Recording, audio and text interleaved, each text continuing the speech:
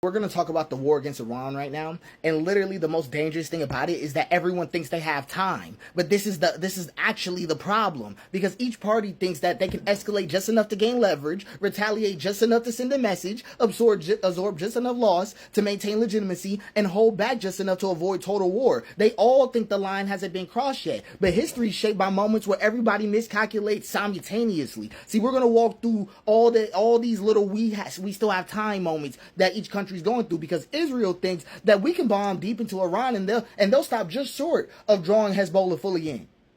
The U.S. will cover us diplomatically. We can manage a multi-front conflict like we always do.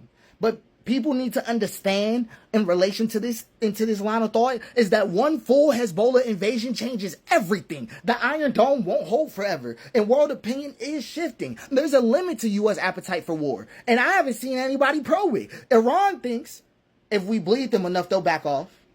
Well, our nuclear facilities are hardened. They can't destroy them all. Hezbollah is our ace. Unplayed. We still got this. The world sees us as the victim now. This is what we've always wanted. A decisive Israeli-U.S. strike could set them back decades. If they overplay Hezbollah or strike too hard on civilians, global sympathy will flip in a handbeat. And see, here's the thing. The U.S., especially under Trump, is thinking like this. We can flex muscle, win an election, and pull back. No boots on the ground means no real war to people. And Iran won't retaliate directly against us, but Iran can retaliate via proxies, cyber attacks, strategic oil disruptions. I could come up with a few right now. It's literally that easy. A single U.S. aircraft carrier sinking is an irreversible threshold. And there's two over there. People need to get how serious this is, right? But this is the precipice phase for all of these systems, because it's where institutions continue to perform normal operations while spiritually, socially, and militarily disintegrating. It's not denial. I can just point to it right now. Financial markets staying open while missiles fly, that's a hyper-controlled performance. Leaders giving press conferences as if there'll still be a next election, that's a hyper-controlled performance. You got to get it. Civilians still planning vacations, believing they won't really do it. The fact you had to ask. You see what I mean? Because this type of stress, you don't get the rupture when people panic. That's not what it is. It's when they still believe they don't need to. And you can see this reflected directly in the way that, in the way this is looking. Because I feel like we're in the middle of pre-World War I conditions.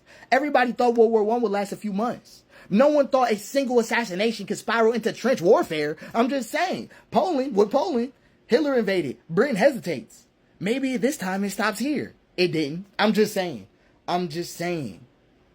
Literally, markets kept trading until they they could still unwind positions in 2008 until they couldn't.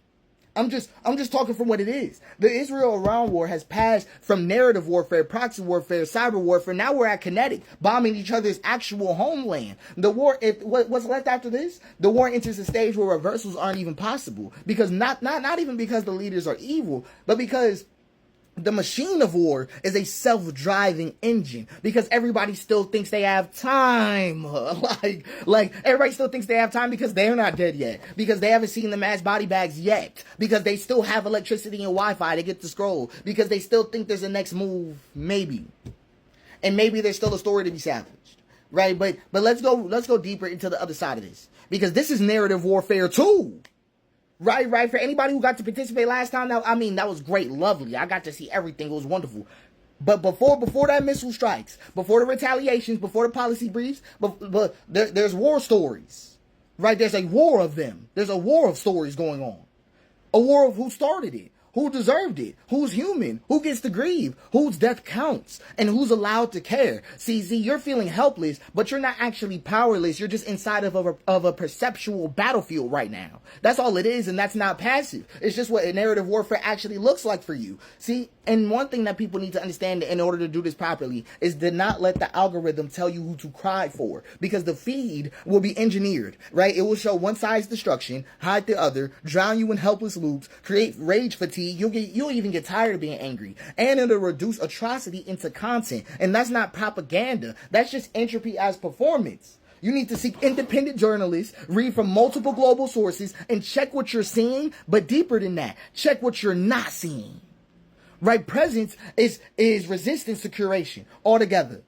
And words matter, because what you're going to hear is strike, not bombing. Because the word war is not neutral. You're going to hear elimination, not assassination. You're going to hear response, not escalation. You're going to hear regime, not government. You're going to hear terror, not trauma. But what we need to notice is who gets the human verbs, who gets passive nouns. Who is always starting? Who is always retaliating? This isn't about picking sides. It's about not being fed one, right? Because the feed is going to feed you one thing. I need y'all to catch it right, because there's going to be this frame of justification. War wants you to pick a side between they had no choice and they deserved it. Both are traps, because we need to ask who built the conditions that made this inevitable. Who profits from the delay, right? That 2-week delay that they had, that they was going to decide and then did it anyway halfway through the decision cycle. Who profited from that delay? That's a good question. Who bleeds either way? There's no clean hands and systems built on weaponized waiting at all. Anytime you see something like that, weaponized waiting, someone's making money. Just look for it, right? And then while governments build missiles, you need to build memory. Remember this moment. Name it for yourself. Write down what you saw. What was hidden? Who tried to lie? Right? Because your future children are going to ask, did you know what was happening? And your answer will shape their trust in everything. It's going to be big. Because we need to support the human shields, just functionally. Right? Even in that relationship. Because the truest heroes right now are the doctors who are being bombed in hospitals. Journalists refusing silence. Voices refusing dehumanization. Artists preserving beauty while missiles fall. Find them, amplify them, donate if you can, speak if you can. I'm just saying, because all that doom scrolling is a trap. It's free labor for the industry. Debating as an identity, it makes your ego the battlefield. Binary framing, it prevents metabolizing grief for both sides. This is war. War targets everyone. There's no winners in it. So let's just look at all the grief there, right? Because that's what we need to find, because someone's profiting off that grief, right? And also, all that silence out of fear, that's also a trap, because it sees the story to those who perform the loudest. This is it. Your attention is the currency. Literally, your language is the architecture. This is the catastrophic echo chamber. We're going to make a whole piece on it, but this is how it works. Your presence is the resistance. So even from your phone, you're shaping how this war will be remembered. Right? Big. It'll be big. And that memory may be the only justice some of these victims will ever receive, ever. So please document it the way you can. This is narrative warfare in the exact same way. This could be the clip everything pops off of. This could be the clip it doesn't. But it's important to see what you're looking at. Right. Like it's important to get it. So really, really long piece, but I hope it provided a clear understanding of at least what this actually looks like. Because I know it's messy right now.